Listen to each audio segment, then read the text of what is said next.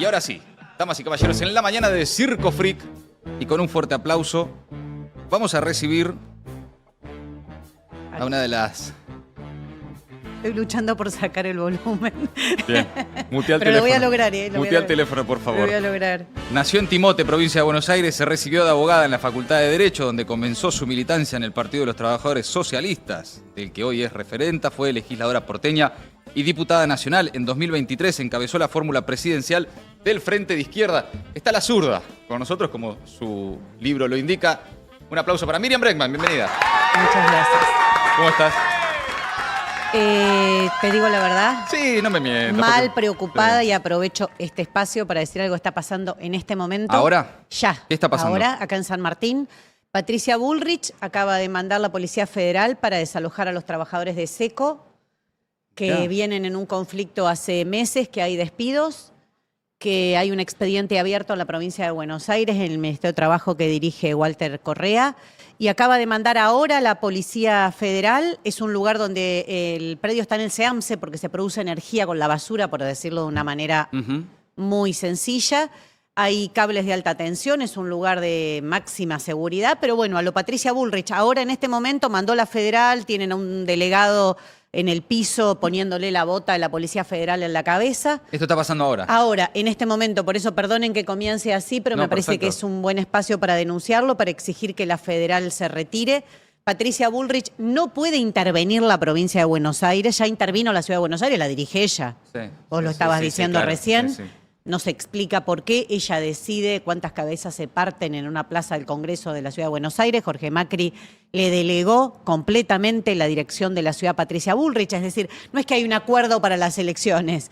Patricia Bullrich y el gobierno nacional vienen manejando la Ciudad de Buenos Aires hace tiempo y en este momento intenta hacer lo mismo en la provincia de Buenos Aires. Así que mi alerta, mi exigencia al gobernador Kicillof, que por favor ponga freno a esta situación de inmediato. Sí, el Ministerio de Seguridad de la provincia de Buenos Aires que no se dejen intervenir la provincia, ¿no? De alguna forma, porque es lo que está sucediendo. Es lo que está sucediendo. Claro. El otro día lo vimos en Georgalos, en una protesta que participé en la Panamericana, con la excusa de que la traza de la Panamericana es federal. Claro. Ella manda tropas, pero esas tropas no llegan volando, o sea, atraviesan el territorio de la provincia, deciden en qué momento ella interviene. Todas esas no son facultades que ella tenga, ¿no? Y bueno, lo de hoy ya excede esto, porque además es un lugar... A lo Patricia Bullrich, aclaro, porque ella no mide si una de las personas que está ahí puede morir, porque hay cables de alta tensión, porque solamente se puede ingresar con un calzado especial. Ella manda y manda, viste que no le importa mucho la vida de las personas, ni siquiera de su propia tropa. Así que bueno, esto está ocurriendo en este momento y lo alerto, perdonen que cambie un poco el eje, pero es lo que está pasando en este momento y tenemos que ser muy solidarios con estos trabajadores que se han quedado sin laburo. El empresario que dirige esta empresa, SECO, está en la causa de los cuadernos, con una particularidad. Viste que los funcionarios que están acusados en la causa de los cuadernos están acusados por asociación ilícita y supuestamente son coimeros. Pero los empresarios no. Los empresarios como Calcaterra, la doctrina Calcaterra lo podríamos llamar a este momento, ellos hacen contribuciones de campaña. Ellos hacen contribuciones de campaña, no coimean a los funcionarios. Son aportes solidarios. Son aportes, exacto. Entonces, este empresario SECO, bueno, muy Esto bien, ahí lo tienen, SECO, muy bien, sí, muy bien. Es lo que nos estaba contando Miriam. Sí, esto está pasando ahora en es esto. SECO. Miren la violencia desplegada por Patricia Bullrich y un juez federal, que no podemos saber todavía cuál es el juez federal que dio la orden, tal vez me lo pueden comunicar ahora mis compañeros abogados que ya llegaron ahí. Leonardo Grosso también recién estaba compartiendo estas imágenes. Sí, Leo Grosso, video de Leo, sí, Leo ha estado presente varias veces acompañando. Y bueno, miren lo que están haciendo en este lugar que, como les digo, ese es uno de los delegados. Esto está en un trámite en el Ministerio de Trabajo de la provincia, no tendrían por qué intervenir así. Y como les decía, el empresario que acaba también de obtener una nueva licitación por el gobernador Puyaro, también alerto al gobernador Puyaro que le está dando licitaciones a un empresario que actúa de esta manera sin pedirle ni siquiera que conserve el plantel de trabajadores, ¿no? Y esto, bueno, como Calcaterra, son aportes solidarios, ellos no son coimeros, los empresarios en este país no coimean, el funcionario que recibe sí recibe una coima, pero el que la paga no paga una cosa que, bueno, ya debatiremos cuando llegue esa causa a juicio oral que dicen que es próximamente la causa Cuadernos, una de las causas más polémicas que hay en este momento en la Argentina, pero Ahora, este es el empresario que además le ponen todo, ¿no? No solamente lo zafan de las causas judiciales, sino que le ponen absolutamente todo el poder del Estado. ¿Qué hay en esa imagen, pero en términos generales, Miriam, hoy? Porque Patricia Bullrich, el gobierno profundiza su Estado autoritario, su represión, el espionaje ilegal, lo vemos permanentemente, al mismo tiempo que también crece la conflictividad social, laboral, esto lo venimos contando todos los días, vos lo venís siguiendo también. Sí. ¿Cómo está el estado de situación de la conflictividad y la reacción del gobierno frente a eso? Yo vengo haciendo un mapa semana a semana de lo que son todos los conflictos, mucha gente me escribe y con eso voy alimentando también las publicaciones que hago. Ayer hice una más general sobre cuáles son los motores y qué es lo que está pasando como una visión más genérica. Hace unos días la Secretaría de Trabajo de Nación salió a decir muy contenta que había bajado la conflictividad. Esto es mentira. En el 2024 hubo más conflictividad que en el 2023 y en el 2025 más que en el 2024. Es decir, que va en ascenso.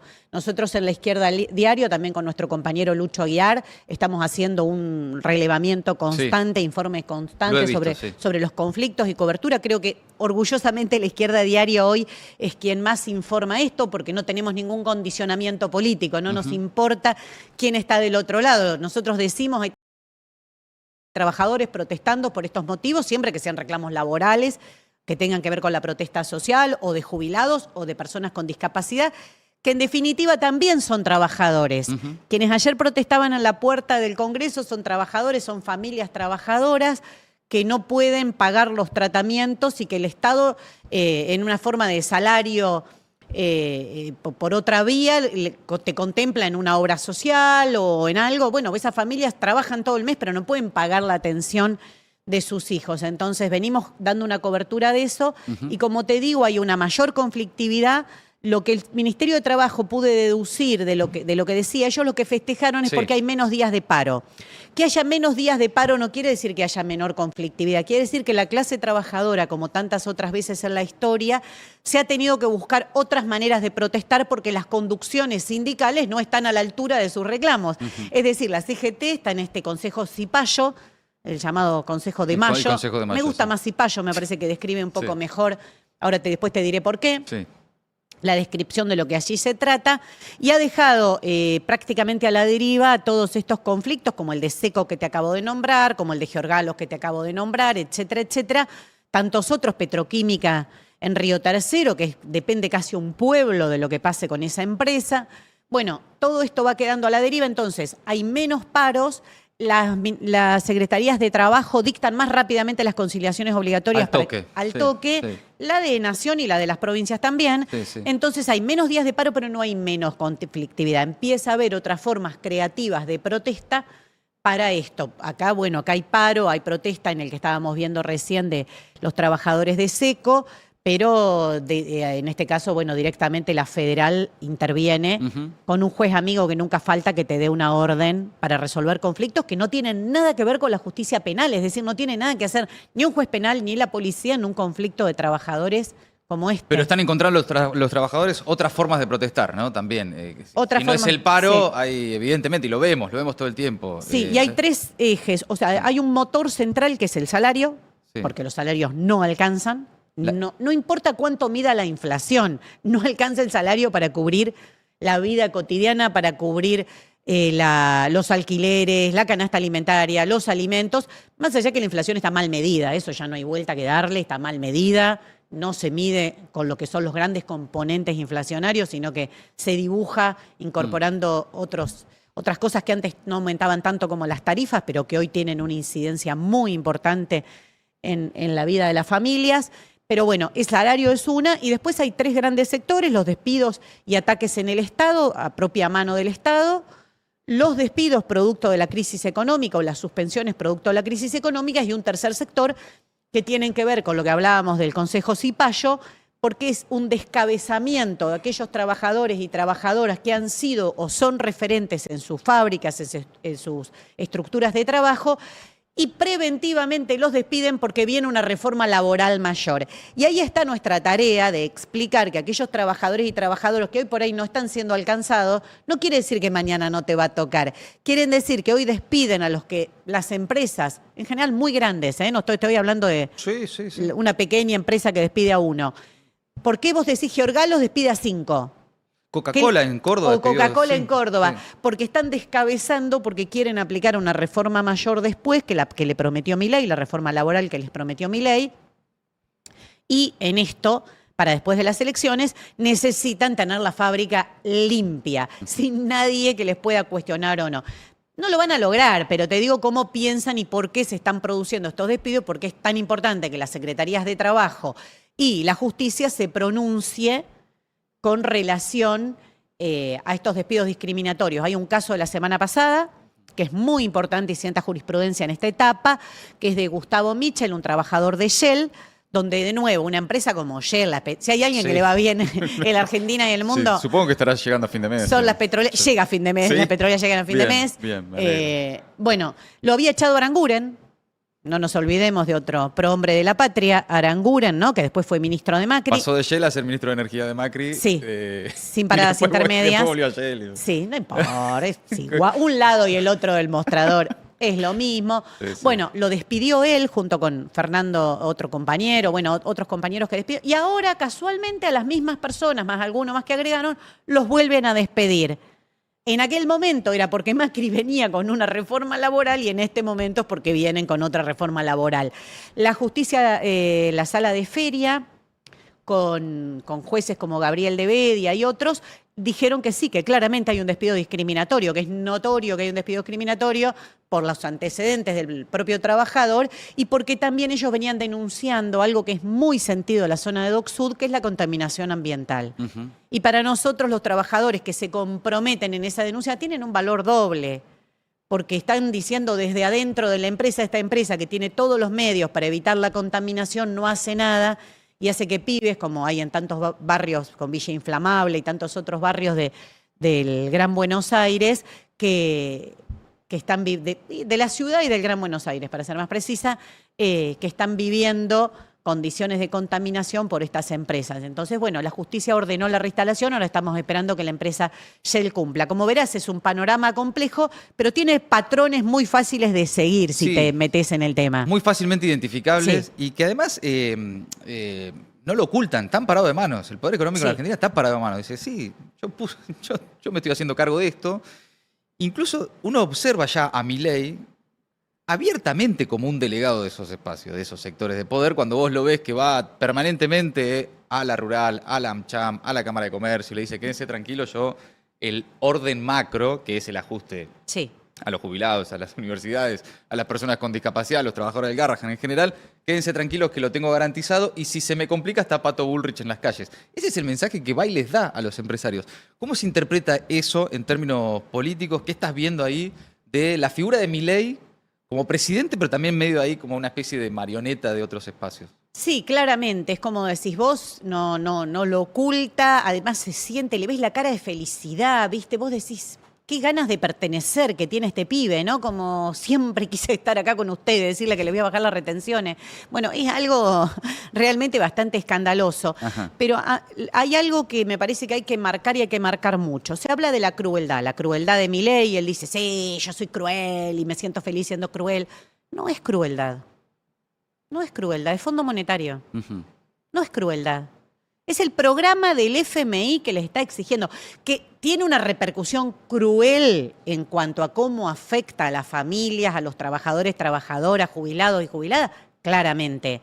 Pero no es un señor que controlándole un poco la crueldad, o como algunos le dicen, tienen un problema psicológico, psiquiátrico. Me parece terrible utilizar ese tipo de calificativo, estigmatizante, no coincido para nada. Sé que es polémico lo que estoy diciendo, no me importa, no me gusta que utilicen esas categorías.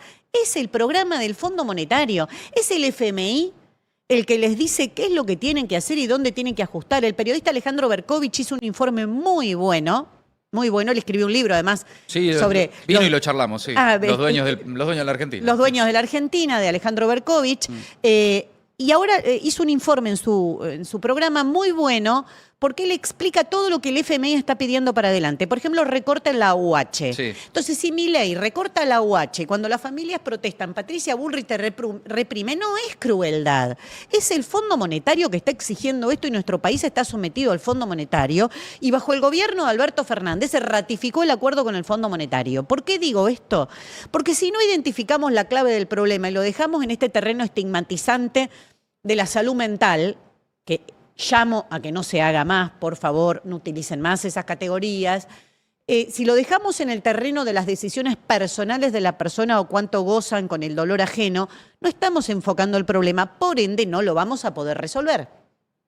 Identificar que lo que está haciendo Milei es para pagarle al FMI, que la gran sangría que tiene nuestro país es la del Fondo Monetario, que en ese marco obviamente van a beneficiar a los de arriba y perjudicar a los de abajo, no es que le van a tocar a los grandes factores de poder, es muy importante porque eso quiere decir qué tareas políticas tenemos para adelante. Tenemos dos tareas. Uno, el desconocimiento, la deuda con el fondo, que es ilegal, que es ilegítima, que es una deuda odiosa según las categorías propias del derecho internacional, ya no de la zurda Miriam Bregman. Incluso hasta para los propios reglamentos del Fondo Monetario Internacional. Exacto, digamos, para los propios reglamentos del Fondo Monetario Internacional. Y por el otro lado, tenemos que pensar un programa claramente que enfrente, que quiera derrotar al poder económico. Porque si no, no tenés salida. Si esa gente sigue estando detrás del mostrador, pongas a quien pongas de este lado con mejores modales, con mucha más educación. Algunos se quejan de cómo se viste Milei, ya me parece insólito, si va de zapatilla a algún lado. Sí, ahora le ponemos zapatitos es... al que venga, sí, pero va a ser exactamente lo mismo. Con grados, podrá bajar un grado, podrá subir un grado, pero nuestro país está sometido al FMI, está sometido a los buitres internacionales y tiene un poder económico que tiene muy claro qué es lo que pretende. Cuando te hablan de peruanización, es claro lo que pretende. Pretenden un 75% de trabajo precario como padecen los trabajadores y trabajadoras de Perú. De eso te están hablando. Te están hablando de un poder económico que pase lo que pase, siga haciendo su fiesta y un 75% de precarización laboral y muy bajas condiciones de trabajo para el resto. Bueno, o ponemos, identificamos el problema o vamos a seguir hablando en términos psicológicos, que no me parece correcto. No, de hecho, la discusión por estas horas es sobre los insultos de Milei. Sí. Él mismo dijo el otro día, bueno, voy a aflojar con los insultos a ver si me discuten las ideas. Se va a quedar mudo igual.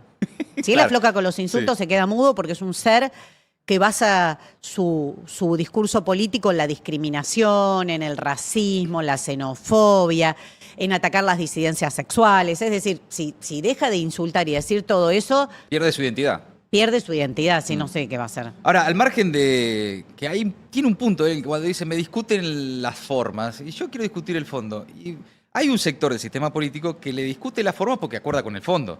De alguna forma está de acuerdo con el modelo, está de acuerdo con las políticas y están como, che, pero tendrías que insultar un poco menos. Como que les molesta la forma de Milei. Sí. Pero en definitiva están con el programa, con esto que vos mencionás, con las directivas del Poder Económico y los mandamientos del Fondo Monetario Internacional, están de acuerdo.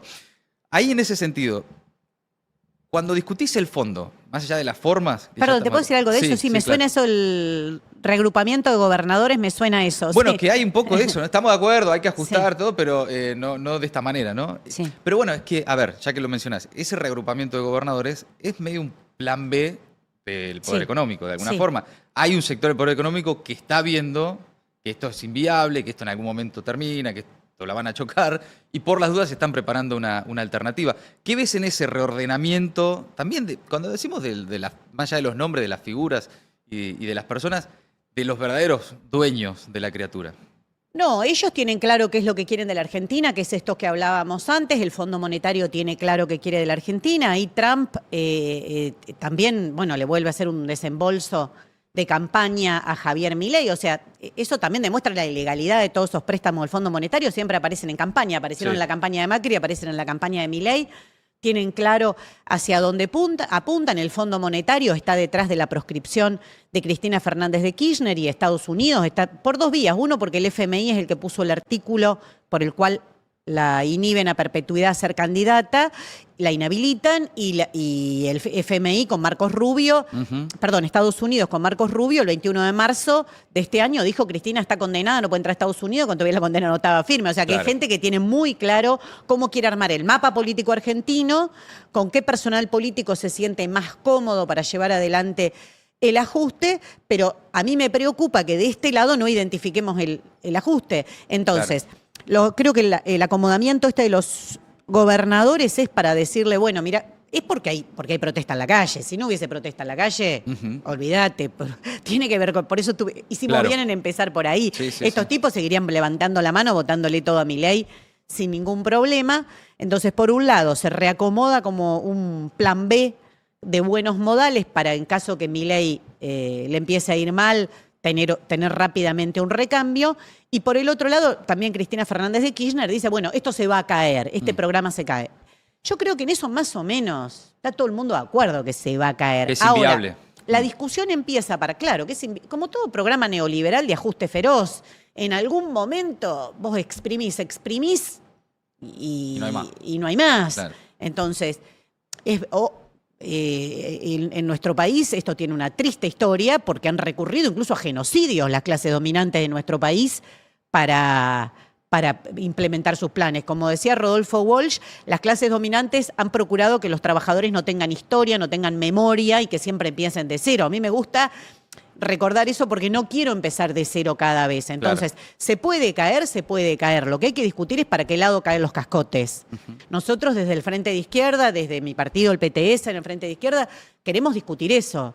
Hay un proceso electoral y por supuesto que reforzar la presencia de la izquierda en la provincia de Buenos Aires, en el Congreso Nacional, es muy importante porque son los que van a estar ahí cuando vos te estén pegando, son los que van a estar ahí, o somos, estoy hablando en tercera persona, ya parezco futbolista. Bueno, Riquelme no está feliz. Eso lo sabés, pero también hay que identificar claramente a qué enemigos querés enfrentar o que tenés que enfrentar para que esto no siga en esa decadencia perpetua. Entonces, ¿se va a caer? ¿Se va a caer? ¿Para qué lado? ¿Para qué lado? ¿Cómo evitamos que vuelva a caer para el lado de los trabajadores y las trabajadoras, para los que se levantan todos los días a laburar? Nosotros creemos que más allá de este proceso electoral, que es muy importante porque es un mensaje político, sí lo hay, pero también... por eso el gobierno está tan preocupado. Claro, también. Pero hay que empezar a discutir una herramienta propia de la clase trabajadora, que la clase trabajadora no puede seguir dispersa. No podemos seguir luchando por separado, que aquellos sectores sindicales que salen a pelear y que ven que no tienen representación en los partidos tradicionales, que no tienen representación en la CGT, que está dentro del peronismo, que aquellos sectores que hoy están peleando como los jubilados y jubiladas combativos que están saliendo a la calle, que la izquierda, que nos tenemos que unir en un gran partido de los trabajadores que claramente sea de independencia de clase, que claramente diga y tenga un programa para romper con el Fondo Monetario, para discutir esa sangría permanente que tiene nuestro país, que claramente diga que hay que discutir la jornada de trabajo, pero no en el sentido de más precarización, sino la reducción de la jornada de trabajo a 6 horas para crear nuevos puestos de trabajo, porque eso es posible, en mi libro lo explico. Sí, eso te iba a decir, lo leí en tu libro, está ese plan, está escrito acá en Zurda, que es el libro que publicó Miriam Bregman hace algunos meses, y en línea con eso que estás mencionando, algo de lo que hablas mucho también en tu libro y sobre lo que te quería preguntar, es sobre esta idea de, resignación, ¿no? La gente ahora es cruel y quiere esto, entonces ya está, ahora hay que esperar, hay que acomodarse, esperar que pase la moda, ¿no? Esta cosa de más, de alguna forma también que inmoviliza, ¿no? Y en un contexto en el que también hay como, estamos jugando medio una farsa, cuando vemos la principal dirigente del peronismo proscripta, cuando ves que en las elecciones las alianzas que estamos viendo por estas horas entre el PRO y la Libertad Avanza, por 2 lugares en las listas, ese tipo de cosas. Cuando ves la participación electoral en mínimos históricos, ¿no? Lo vimos en la provincia de Santa Fe, 48% votó en Rosario, el 50% votó en la ciudad de Buenos Aires. Veremos qué pasa en la provincia de Buenos Aires y qué pasa en las nacionales. Cuando ves esa desconexión entre un sector muy importante de la sociedad con la política, o con la dirigencia política en todo caso, ¿cuál es el objetivo? ¿Cuál es el desafío? ¿Cuáles son los obstáculos que tienen quienes luchan por generar una alternativa para los trabajadores frente a ese estado de cosas? ¿No? Obstáculos muchísimos, ganas de vencerlos, muchísimas también. Obstáculos, claro que hay. Yo creo que sí que hay una desconexión. Esa desconexión, ese sentir que a los de arriba no le importa lo que te está pasando, llevó a que gane Milei, y a mí me preocupa muchísimo que eso no vuelva a pasar. Entonces, cuando veo estas escandalosas horas de rosca electoral, que no se sabe por qué se pelean más que por un cargo en una silla, que si está cuál cambia todo. ¿Cómo va a cambiar todo? Porque esté una persona o esté la otra sentada en un sillón, si el programa económico es el mismo, si las ideas son las mismas, si ya gobernaron hace 4 años. Bueno, cuando veo eso, mi preocupación aumenta. Aumenta porque sigue estando esa desconexión. Nicolás del Caño está recorriendo mucho las provincias de Buenos Aires, sobre todo la zona del Gran Buenos Aires, y todos los días te cuenta lo mismo. No, la gente está recaliente, la gente está recaliente. Bueno, pero vos tenés que tratar de que se conduzca en una forma progresiva. Por eso yo te hablo de poner un objetivo más estratégico, de construir un gran partido de la clase trabajadora, que reagrupe todo eso, pero que lo conduzca hacia un lugar donde se enfrente a los poderosos, donde se enfrente al FMI, donde se plantee un programa que solucione los verdaderos problemas que tiene nuestro pueblo trabajador, y no que siempre le digan, y ahí vos lo que vos decías, tenés que esperar. Las mujeres tienen que esperar, ya se pasaron 4 pueblos, tienen que esperar. Los trabajadores, bueno, no se puede recuperar todo un día para el otro, tienen que esperar. Ese tienen que esperar es lo que ha fortalecido la derecha, porque no es que Milei gana después de un proceso de avance de los sectores populares, de conquistas, y entonces Milei gana inexplicablemente. Gana por frustración, gana por promesas incumplidas, gana porque por la pasividad. Yo creo que una de las cosas más terribles que tuvo el gobierno de Alberto Fernández y todos los que lo rodearon fue la pasividad. La pasividad. Esto de, bueno, la CGT está con nosotros, los movimientos sociales están con nosotros, no todos. Ni todos los sindicatos, obviamente, pero digo en general, meter a todo el mundo adentro, no hagamos olas porque si no crece la derecha. Ese no hacer olas es lo que hizo que crezca la derecha y capitalice eso. Ese hablar y apoderarte de discursos que son parte del progresismo de la izquierda, pero no dar ninguna solución, hizo que la gente diga, bueno, viste, peleaban por un ministerio y no peleaban por los derechos de las mujeres. Me parece que esas son las grandes cosas que hay que discutir, que tenemos una primera parada en este proceso electoral, pero que es un proceso más profundo. Claro, no es únicamente electoral la herramienta para enfrentar esto, que es una discusión que se está dando en distintos espacios, pero particularmente obviamente en la izquierda, pero que es no esperar que una elección resuelva todo. No, la elección tiene que ser una señal. Yo por eso invito a que nos acompañen y que nos voten, porque todo el mundo ya vio que, un mensaje. Que no es lo mismo si está a la izquierda o no está a la izquierda, o qué bloque importante tiene la izquierda. No, y no es lo mismo si gana el gobierno o no. No, y acá no hay panqueques.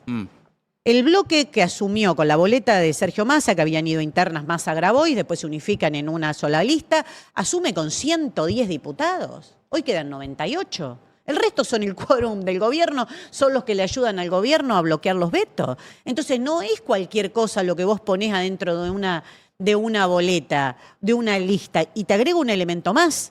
En las elecciones de octubre, vamos con boleta única papel, vos no vas a ver quiénes están abajo. Esto invito a todo el mundo las nacionales que de octubre, sí. Desde ahora se vaya informando, vas a ver 2 caritas, la primero y el segundo, vas a poner una cruz y no vas a ver qué viene abajo. O sea que Cuéllar va a haber un montón. Ayer me parecía rarísimo porque en una conferencia de prensa, creo que era Mariano Recalde que hablaba en nombre del peronismo, decía, puede haber Cuéllar. Hola, Cuéllar entró en tu lista, ¿cómo puede haber Cuéllar? Vos garantizame que no hay Cuéllar. Los Cuéllar, esta diferencia entre los 110 y los 98 que son hoy en diputados, en el Senado es imposible saberlo porque se van turnando para ver quién vota las cosas, lo entró en tu lista. No se pueden decir cosas así. En el Senado le votaron las leyes represivas a Bullrich. ¿Cómo vas a votar las leyes represivas de Bullrich?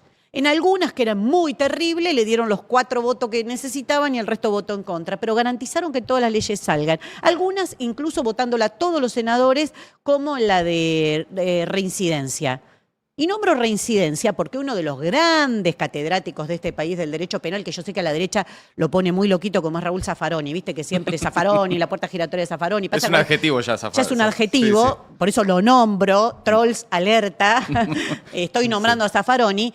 Toda la vida escribió decenas de manuales donde explica que es inconstitucional. Y ustedes no solo votan eso, sino que votan reforzar la reincidencia y la reiterancia. Yo no voy a hacer acá una discusión legal.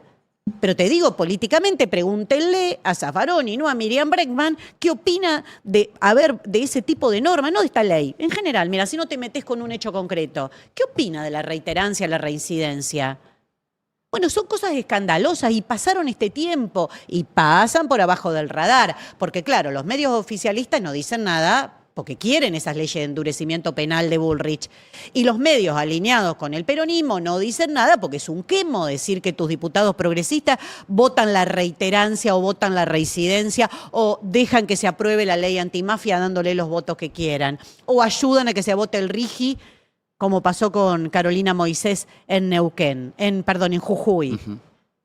Entonces, que son las leyes que quería Gerardo Morales, ¿no? El RIGI sale una ley nacional, pero es lo que Gerardo Morales hizo la reforma de la provincia, que nos mataron a palo en las movilizaciones afuera, no sé si recuerdan, fue muy violento como se impuso eso. Sí, claro. Bueno, no sé, mi compañero Alejandro Vilca viene de hacer una muy buena elección en Jujuy, pero yo no, o sea, yo digo, acompáñennos, es importante que estemos, pero aprovechemos este espacio de las elecciones, donde por ahí se abren más los oídos y todo, para pensar, ¿de verdad queremos este país? ¿De verdad queremos estar discutiendo migajas? ¿De verdad queremos estar discutiendo y cómo? Y Patricia Bullrich que te saca una vivienda que nunca te la habían adjudicado, entonces viene Bullrich y se la agarra. ¿O tenemos que discutir un gran plan de vivienda? Porque si se cortan las sangrías que tiene este país, que son las transferencias a los grandes sectores de poder económico, hay 400.000 millones de dólares en el exterior, habilitan blanqueo solamente para que los narcos blanqueen en nuestro país. Plata hay. Plata hay. Bueno, el blanqueo, se votó por unanimidad en el Senado el blanqueo. Unanimidad. Todas las fuerzas políticas, la primera, la última, votaron el blanqueo. Porque dicen el chiste, un blanqueo no se le niega a nadie, un vaso de agua y un blanqueo. A mí no me parece gracioso. Porque vos después ves los pibes destruidos en los barrios y te hacen campañas y que el narco, y que son soldaditos del narco. ¿Y no te parece que vos votando un blanqueo estás favoreciendo al narco? ¿Un blanqueo sin condiciones? Entonces hay que terminar con la careta, hay que terminar con los discursos, hay que cortarla con la crueldad. Mira, la crueldad, obvio hay personas que pueden ser más crueles que otras, son características de personalidad, pero que hay un programa económico concretísimo que hay que enfrentarlo y para enfrentarlo hay que estar en la calle. Y yo quiero que el que vaya a poner un votito se fije quién estuvo en la calle enfrentando todo esto y quién no. Porque la verdad, con los jubilados no aparece nadie. No aparece, digo, los jubilados como cualquier otra protesta. Muy pocos somos los referentes y las referentes que estamos ahí. Miriam, tal vez es pronto, supongo que lo estarán conversando, pero ¿vas a ser candidata este año? Se está conversando mucho, se está conversando mucho. Sí, la verdad es que más allá de lo que uno pueda querer o desear personalmente, creo que hay que poner todas las fuerzas en estas elecciones. La ciudad de Buenos Aires, la provincia de Buenos Aires, Córdoba, Mendoza, estamos en una discusión en todo el país. El Frente de Izquierda... Una discusión interna en el frente, digamos. No, claro, en discusión interna, pero en el buen sentido de discusión interna. Sí, el lógico, Frente de sí. Izquierda, al revés de lo que siempre dicen. Acá también son de hacer muchos chistes los troscos, ¿eh? Lo escucho, no vamos a trosquearla, no somos troscos. Aprendan de los troscos, chicos, la unidad. Aprendan, es gelatina. No la vamos a trosquear. El otro día lo escuché a Pedro, ¿con quién lo escuché? No me acuerdo. Con Navarro. Sí. Se mandó el famoso, no vamos a trosquear. Trosquéenla un poco, chicos, ¿eh? Estás convocando a trosquear. Trosquéenla, Claro. un poco de unidad, un poco de lucha, menos salón, menos lapicera, menos rosca, más calle, en unidad, en discusiones públicas. Yo creo que tendrían que trosquearlo un poco. ¿Vos qué pensás? ¿No es un buen término? Cada vez que dicen no vamos a trosquear. ¡Qué pena! Pero ¡Qué pena! Porque la verdad que esta rosca es infame y nadie la puede explicar. Nosotros podemos explicar toda la diferencia ¿El que tenemos. calificativo trosca te parece despectivo? A mí no. ¿O se a mí utiliza no, de esa forma? A mí no. Mira, vuelvo a Rodolfo Walsh, que tiene escritos en la... Porque sos trotskista, digamos. Por ahí En su etapa de la CGT de los argentinos, que Sí. decía que cuando te decían ya zurdo, trosco, era porque venía el despido, o cosas peores, ¿no? Sí. Y él lo utilizaba no tanto solamente para la izquierda marxista, sino también para la izquierda peronista, en momentos de mucha represión en nuestro país. Lástima que la dictadura militar ha sido un corte histórico muy importante y muchas cosas que en ese momento eran claramente señaladas de macartismo, hoy se dicen sin más, como... Y hay mucho macartismo, hay mucho macartismo. Yo no soy sectaria, no me importa, lo viste, si la mete en presa Cristina, yo voy a decir quién está detrás, voy a señalar el poder económico, voy a señalar... Yo no me dejo guiar mis acciones políticas por eso, pero tampoco me confundo y sé identificar cuáles son los calificativos de macartismo que se usan para cerrar a la tropa propia, al público propio. Yo invito siempre a que los revisen. Del macartismo y de los ataques a la izquierda, cosas buenas en este país no han salido y en general lo capitaliza la derecha. Así que trosquéenla un poco, los invito, fíjense, años de unidad, años de discusiones políticas, cuando la hemos tenido que resolver por internas, la hemos resuelto por internas, cuando no, no. ¿Qué pensás de, más allá de los dirigentes, de mucha gente que te puede estar escuchando, Sí, que se identifica políticamente con el peronismo, sí. en términos muy generales, dentro del amplio mundo del peronismo hay de Sí. todo, pero también se siente cercano a tu mensaje o al mensaje Sí. del Frente de Izquierda, pero que sin embargo, al momento de votar, votan peronismo. Sí. Pero están ahí en esa, Sí. che, Miriam, viste que te habrán Sí. dicho, hacete peronista. Vos venís acá y Sí. decís, háganse troscos, y hay algunos que te dicen, Miriam, hacete peronista. Sí. ¿Qué pensás de esa, Nada, siempre esa lo cercanía de sí, todas siempre formas lo que hay? recibo con cariño. Mm. Por una sencilla razón, y te lo digo sinceramente, la razón es que parte de luchas compartidas o de luchas en las que estuve y se reconoce como, no sé, pelear por la cárcel a los genocidas. Sin duda. Sí. Entonces, que son momentos difíciles, a veces uno lo dice, pero En ese momento, yo estoy todavía en esos juicios y Sí. todavía estoy en juicios en causas contra civiles que Sí, sí. participaron de la dictadura. todavía está pasando. Todavía está pasando y todavía sigue siendo difícil no cazar en el zoológico, ¿no? No ir a buscar a Videla y dos más, sino empezar, bueno, el resto de los responsables a señalar y a buscar justicia ahí. Entonces yo siempre lo recibo con cariño. A veces me dicen, che, ¿no te cansás que te digan hacete peronista? ¿No te cansás que en la calle te paren? No, para nada, porque siempre que sea con educación y con este cariño que vos decís, me parece que ahí hay un diálogo muy interesante. Hay un diálogo posible. ahí, Hay un diálogo sí. posible, un diálogo muy interesante, porque ahí empieza la discusión de cuáles son las tareas políticas que tenemos en nuestro país.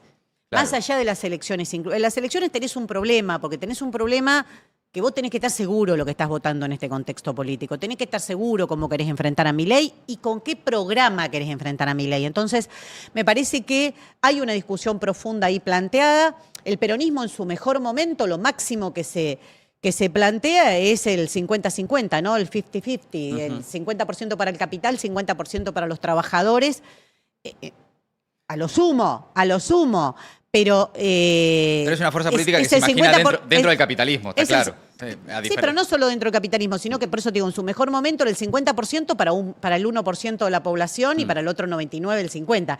Yo cuestiono eso estratégicamente, pero en este contexto del capitalismo es totalmente utópico. O sea, utópico no es ser trotskista y decir que hay que cambiar el sistema de raíz. Terminar con el capitalismo. Sí, que hay que pelear y que en esa pelea vas a tener momentos más duros, momentos de conquistas, momentos difíciles, pero que es la pelea que hay que dar en este momento. Mientras tanto la lucha, digamos, claro. Claro, pero además, en este momento del capitalismo hay un momento muy serio que es la propia destrucción del planeta. Entonces, vos fíjate que todos aquellos que o se arriman al peronismo, que se arriman a otras fuerzas políticas, terminan diciendo, bueno, no todas las petroleras son tan malas, bueno, se puede hacer un extractivismo. Y lo que está pasando con el planeta es catastrófico. Tenés fenómenos climáticos aberrantes, estamos viendo, ¿no? Que destruyen poblaciones enteras, que dejan consecuencias gravísimas, sin ni hablar de las consecuencias de la salud de las personas que por ahí son mucho más imperceptibles, ¿no? Como esta que hablábamos antes a partir de las petroleras, de la contaminación de los ríos, del agua, etcétera, etcétera.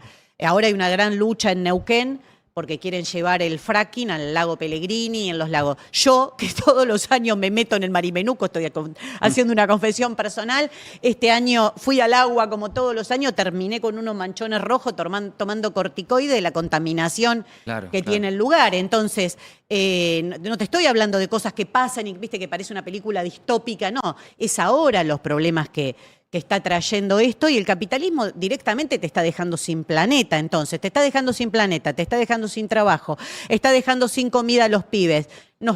Por eso yo te hablaba de un partido de trabajadores que empiece a poner en funcionamiento todas estas discusiones y a pensar en serio y en forma mucho más amplia de lo que hoy es la izquierda, junto con la izquierda, a pensar cómo pensamos un futuro posible, no hay salida con el capitalismo, pero esto es así, por eso todo lo que te dicen son paliativos para el capitalismo. Pero ya hoy en el capitalismo se vive cada vez peor. Todo el mundo, incluido en las grandes potencias como Estados Unidos, hay estudios que te dicen que todos saben que van a vivir peor que sus padres y mucho peor que sus abuelos. ¿Y por qué tengo que adaptarme a eso? ¿Por qué tengo que decir que eso es lo posible? Que eso sería lo más fácil. No, no es fácil.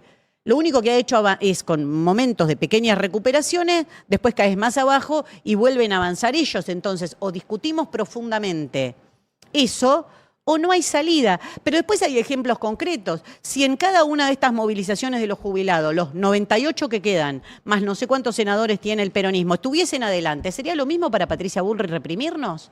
¿Por qué no están? Hay un hecho que, mira, a mí esto también es algo que me pasó hace poco. Yo fui a presentar el libro y a un acto internacionalista que hicimos en Francia. Estuve en Francia y en España. No conocía, para mí fue toda una experiencia nueva. Hicimos un acto internacionalista porque tenemos un compañero ferroviario de nuestro grupo hermano en Francia que se llama Revolución Permanente. Nuestro compañero se llama Anas Kassib, de origen marroquí. Imagínate, salió a decir que Israel estaba cometiendo un genocidio. Le hicieron una causa penal descargando sobre él, además, toda la xenofobia, persecución que hay contra los migrantes o las familias de los migrantes en Europa. Y yo le explicaba que en las elecciones de la Ciudad de Buenos Aires, que estaban siendo en ese mismo momento, los 3 candidatos que se veían, había 17 listas, pero 3 candidatos que se veían eran Adorni, Los Penato y Santoro. Y que los 3 apoyaban al Estado de Israel. No me lo podía creer nadie. No lo podían creer. ¿Cómo? Me dice. ¿Y los jóvenes qué hacen? Yo no sabía qué hacían los jóvenes todavía en ese momento, pero después te empezás a dar cuenta con los estudios que salieron que no fueron a votar. Claro. No es que vos cerrás el sistema político y te mostrás que sos como la única alternativa posible y correte trosco. Gran frase del gobierno de Alberto Fernández. Busquen en las redes, correte trosco, estamos gobernando. Hermano, capaz que si hubiese dejado que los troscos no se corran, no gobernaban de esa manera. Si hubiesen escuchado un poquito más, no hubiese sido tan pedante. El correte trosco, estamos gobernando, me voy a hacer remera. La próxima que venga, vengo con uno. Correte trosca, será en mi caso. Correte trosca, estamos gobernando. Era, pero así, Al aire me lo decían algunos periodistas que incluso se decían que no tenían nada que ver con el peronismo. Mira, después te lo digo. Dale, me interesa. Ya me imagino igual, ya me imagino. No sé. Ok. Sí. Bueno, pero hay ahí un problema. ¿Cómo? En medio de un genocidio, los 3 candidatos apoyando al Estado de Israel sacaban fotos. ¿Vos te parece que eso son alternativas políticas? ¿Que vos con tal de ganar un voto en la ciudad de Buenos Aires podés justificar la hambruna y el genocidio? No sé, a mí me parecen cosas monstruosas. No me votes. Si querés a alguien que vaya a justificar la hambruna como arma de guerra, no soy tu candidata. Estaré en la calle peleando, no tendré una banca. No sé, fíjate, no me importa. Pero en algún momento tener principios tiene que implicar mínimas condiciones con las cuales vos no estás dispuesto a transar. Si no, todo se transa por un voto. Yo el otro día decía, los principios te tienen que durar 2 meses. ¿Cómo? En serio te digo. A Grabois le decías. Sí, pero más allá de Juan. Ah, bueno, pero porque lo mencionaste. Pero porque me acordé. Sí. Pero excede una discusión con Juan. Lo incluye, pero lo excede. Por ejemplo, Patria Grande, La Cámpora, todas las agrupaciones. No te estoy hablando de Sergio Massa. Tenés conversación, además, tenés diálogo. Sí, tenés buena... ¿cómo no voy a tener diálogo? Obvio, sí. Pero que excede... Puntos en común, digamos. Hay puntos de contacto. Bueno, puede haber puntos de contacto. Una gran diferencia. Y una gran diferencia. Eso voy, Okay. a eso voy. Yo estoy tratando de ir a los puntos de contacto. No, pero es que este es un tema que no podemos. No, está bien, dale. ¿Cuál es la gran diferencia con esos Dirigen sectores? centros de estudiantes, dirigen facultades. ¿Qué van a hacer el sábado que hay una movilización contra la hambruna en Gaza, contra el genocidio en Gaza? Ahora te quiero preguntar sobre eso. Sí. No puede ser. Ayer leí algo que me emocionó de alguien que no tiene que ver conmigo, Martín Caparrós. Martín Caparrós Rosenberg. Contando la parte de la historia de su familia Rosenberg, que puede ser coincidente con la parte de algunas familias nuestras. Contando eso y denunciando la hambruna y denunciando lo terrible que está haciendo el Estado de Israel. Che, ¿en serio que a los pibes de las facultades vos vas a dejar que les pase un genocidio que está pasando ahora, por al lado, y no vas a decir que es definitorio? Yo sé, eso te genera problemas internos, pero vos estás dispuesto a... Santoro transó con eso. transó con eso, se sacó en plena campaña electoral una foto con el Comité de Apoyo al Estado de Israel, no me acuerdo cómo era. Yo te digo, vos lo explicabas en Europa y no lo pueden entender, porque gente como Melenchon dice que Israel no puede hacer lo que hace, no solamente mi compañero Anas Kassib de Revolución Permanente.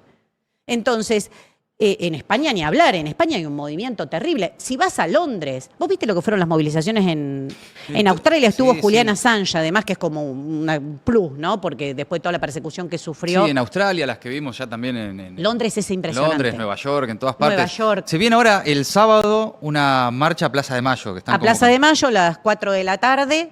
Va a salir de Callao y Corrientes. Primero se había convocado desde AISA, porque está toda la denuncia de Mekorot, que esta es empresa que maneja el agua en Israel, que bueno, el agua también es usada como arma de guerra contra el pueblo palestino. Y bueno, ahora creo que se cambió y sale de Callao y Corrientes, pero vamos a estar movilizándonos. A partir de las 3 de la tarde más o menos empiezan todas las concentraciones para de las 4 marchar hacia Plaza de Mayo. Pero creo... ¿Cuál es el mensaje ahí? Me interesa esta marcha de este sábado, y además leí una nota tuya en La Izquierda Diario que el título es ¿Por qué decimos que Israel comete el crimen de genocidio? Claro, aproveché un poco, yo tengo una cátedra en la Facultad de Derecho donde hablo exclusivamente del genocidio en Argentina, el genocidio cometido en Argentina, la experiencia en los juicios, qué tipo de alegatos, bueno, no sé, la verdad que es una experiencia muy buena porque los y las estudiantes se van contentos, con, bueno, me dan otra mirada del derecho, trato de mezclar un poco lo que se ve en derecho penal, lo que se ve en derecho internacional, diciendo, bueno, te recibiste, querés aportar a la lucha de las abuelas, de las madres, de los derechos humanos en concreto, con tu herramienta jurídica, ¿cómo se hace? Es difícil cuando recién empezás o tenés unos años y te dedicaste a otra rama del derecho. Yo me dedicaba al derecho del trabajo, al derecho laboral, o sea, no me dedicaba. En el 2003 se vota la nulidad de las leyes de obediencia de vida y punto final y dije, yo me meto acá, pero no hacía eso habitualmente, más allá de alguna defensa de compañeros. Y bueno, esa experiencia la aproveché para pensar algunos elementos del derecho internacional. Incluso en lo que escribí no di toda mi visión. Di la visión que dan Francesca Albanese, la relatora de la ONU. Agarré algo que dice Amnistía Internacional. O sea, traté de agarrar... Ahí está esa es la movilización de Sydney de hace unos días. Miren lo que es impresionante. Enorme. Traté de agarrar algunos elementos de sectores muy conservadores del derecho internacional para decir, incluso dentro de cómo ven estos sectores el delito de genocidio, es lo que está ocurriendo ahí. ¿Por qué es importante? ¿Por qué es el alerta? ¿Y por qué es importante estar el sábado en la calle? Porque Netanyahu quiere venir a la Argentina. Casi no le quedan aliados en el mundo. Él tiene una orden de captura internacional que le impide ir a muchos países porque cualquier juez podría detenerlo. De la Corte Penal Internacional, ¿no? Claro. Por crímenes de guerra. Claro. Y se habla de genocidio también. Genocidio, sí. Entonces, ya tiene una orden, no le quedan prácticamente aliados en el mundo, le queda Trump y Milei. Mirá que... Y Milei fue el único que fue a Israel en este contexto. Terrible que en nombre del pueblo argentino, que ya sufrió 2 genocidios sobre el que se constituye el Estado-Nación y es el exterminio de los pueblos originarios, y el segundo, la década del 70, o sea, nosotros ya vivimos 2 genocidios. También hay que recordar aquel primer genocidio sobre los pueblos originarios. No podemos mirar para otro lado. Más allá de si tenés un apellido Bregman o no tenés un apellido Bregman y hayas sufrido o no hayas sufrido, o te hayas criado con relatos sobre lo que son o eran las persecuciones en Europa hacia los judíos. Me parece que todos tenemos un compromiso muy, muy grande, todos quienes militamos en la defensa de los derechos humanos tenemos un compromiso muy grande, que no podemos mirar para otro lado. Milei no puede hablar en nuestro nombre, no puede hablar en nombre del país de las abuelas y de las madres de Plaza de Mayo, no puede hablar en el nombre de quienes hemos peleado y defendido los derechos humanos y han hecho que nuestro país sea visto en el mundo. Yo en esas entrevistas que decía, tuve varias entrevistas con muchos medios en Francia, y una de las grandes preguntas es cómo Milei puede llegar al país donde han defendido tanto los derechos humanos. Es como una pregunta que estaba en la mayor parte las entrevistas creo que están reproducidas en La Izquierda Diario, algunas de ellas las pueden ver, no estoy inventando nada, están textual. Una especie de ¿qué les pasó? Sí, claro, sí, ¿no? Claro. Sí. Y por eso vuelvo a preguntar, ¿nos pasó? ¿Es el gobierno? ¿Toda la dirigencia política opina que es normal decir que apoyás al Estado de Israel? ¿No ven las propias movilizaciones que hay dentro del Estado de Israel? ¿No ven lo que opinan los organismos de derechos humanos dentro del Estado de Israel, que acaban de sacar un informe hablando de lo que están haciendo, de cómo están masacrando, fusilan a las personas que van a buscar comida? ¿Cómo justificás eso? ¿Qué decís que es por Hamas? Que si un niño viene a buscar un baldecito de agua, vos le pegás un tiro. Y eso es por Hamas. O sea, no tiene explicación lo que está pasando. No puede no dolerte lo que está pasando. No podés mirar para otro lado y decir que tus acuerdos electorales son más importantes. Por eso te digo, hay una responsabilidad de quienes dirigen centros de estudiantes, de quienes dirigen universidades, ni que hablar, bueno, quienes dirigen organizaciones con mucha más potencia, porque una cosa que pasó en el mundo es que, por ejemplo, sindicatos en muchos lugares del mundo bloquean los puertos, sobre todo portuarios, y dicen yo no voy a mandar armas. Es un gesto enorme, arriesgar tu propio trabajo diciendo yo no voy a mandar armas para que maten a niños y niñas, a Me familias. hiciste acordar, estoy leyendo este libro recién publicado de Bifo Berardi, Pensar después de Gaza. Lo vi, pero aún no lo leí. Acaba de salir, me acaba de llegar, Sí. lo estoy leyendo, y dice esto, ¿no? Quien conserve la ética y la empatía solo puede sentir desesperación. Con lo que está pasando en Gaza y en general. Mis ¿no? palabras son un poco desesperadas, puede ser, pero No, es pero es porque que, veo que hay, claro, que hay se algo en siente Argentina que no pasa en otros lugares del mundo y no puedo creer que esté pasando en nuestro país. No lo puedo creer. Bueno, creo que lo del sábado, entiendo, lo estás planteando en el sentido de la posición argentina frente al genocidio en Gaza no es únicamente la de Milei. Hay otra forma de entender, otra forma de ver, otra forma de expresarse sobre Claro. el genocidio en Gaza. Tenemos que se mostrarle al sepa mundo que no somos Milei. Que se sepa que no es solo Milei y como Milei piensa lo que el pueblo argentino interpreta o siente de lo que está pasando con el genocidio en Gaza. Ese es el mensaje del sábado. Exactamente. Y es duro, yo sé que es duro porque yo lo viví en el debate presidencial. Había 5 candidatos, 5. Fui la única. 5 había. Ya ni sé. Qué mal estamos, ¿eh? Ya ni sé, sí. Massa, Pero Patricia sí, Bullrich, sí. Fernet con coca, Milei y yo, 5. Sí, sí. Sí, fuiste la única que no sé dijo- si alguien se acuerda de algo más de Schiaretti. Yo me acuerdo de Fernet con coca y ahora dice que él puede ser una alternativa en la Argentina. Yo dije obviamente que me dolían las víctimas civiles, pero que había un estado de apartheid. Me acuerdo de apartheid porque utilicé la categoría de Amnistía Internacional para que, viste, esa amnistía. Sí. Sufrí terrible. Fake news inventadas por Hernán Lombardi y Patricia Bullrich.